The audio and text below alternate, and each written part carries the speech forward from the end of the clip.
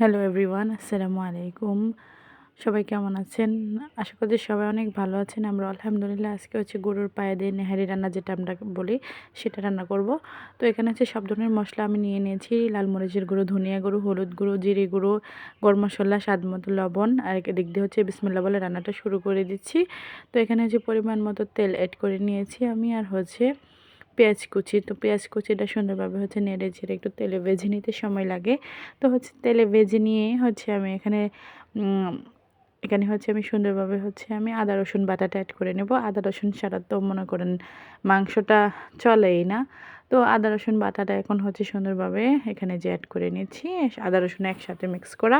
তো আদা রসুন বাটাটা হচ্ছে মিক্স করে ভালোভাবে নেড়ে চেড়ে হচ্ছে মানে কাঁচা ভাবটা দূর করে নিচ্ছি। তো এখন একটু পর হচ্ছে আমি সবগুলো মশলা এর মধ্যে অ্যাড করে নেব। হাঁড়ির মধ্যে এই যে একদম হয়ে গেছে রান্নাটা, একদম মানে মজা মজা ভাব হয়ে গেছে। তো এখন হচ্ছে আমি সবগুলো মশলাপাতি অ্যাড করে খানিকটা পানি অ্যাড করে নিয়েছি। অ্যাড করে তারপর হচ্ছে এখানে আমি অ্যাড করে নিয়েছি, গরুর পায়াগুলো এখানে অ্যাড করে নিয়েছি। এর মধ্যে হচ্ছে আমি বুঝতে পারিনি, কিছু ভিডিও হচ্ছে ভালো হয়নি, যার জন্য হচ্ছে প্রপার আপনাদেরকে দেখাতে পারিনি। আমি আন্তরিকভাবে দুঃখিত।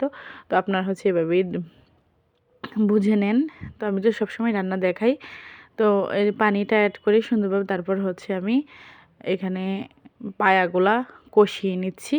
তো সামান্য একটু পানি দিয়ে মশলার ভিতর হচ্ছে কষিয়ে নিচ্ছি।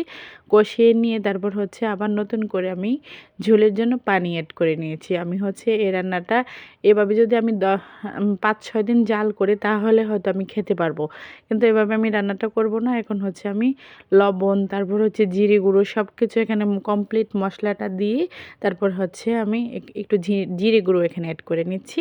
তারপর হচ্ছে আমি চলে যাব স্পেশাল কুকারের ভিতরে। স্পেশাল কুকারের ভিতরে দিয়ে রান্নাটা করলে হচ্ছে এটা 10টা সিটি দেওয়ার পর হচ্ছে আমি ফাইনালি সুন্দরভাবে খেতে পারবো। তো এখন তো অনেকের সবারই মোটামুটি ধরতে গেলে স্পেশাল কুকার আছে। এভাবেই হচ্ছে রান্নাটা করে নেবেন। এভাবে রান্না করলে হচ্ছে তাড়াতাড়ি খাওয়া যায়। তো আমার রান্নাটা ওই যে আমি বসিয়ে দিয়েছি একদম মোটকিরে আটকিয়ে। তারপর হচ্ছে 10টা সিটি দেওয়ার পর হচ্ছে হাড্ডিটা এরকমভাবে নরম হয়ে যায়, মানে হাড্ডি পর্যন্ত আপনি চাবিয়ে খেয়ে ফেলতে পারবেন, এরকম একটা অবস্থা হয়ে গেছে।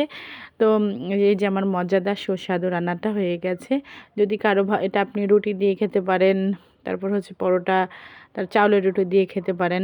খুবই মজাদার এবং সুস্বাদু একটা রান্না। কারো ভালো লাগলে আমার পেজের পাশে থাকবেন এবং লাইক কমেন্ট শেয়ার করবেন। দেশ এবং দেশের বাইরে থেকে যারা আমাকে দেখছেন সবাইকে আন্তরিক ভালোবাসা জানাচ্ছি। তো আজকের মতো এখানে, আল্লাহ হাফেজ।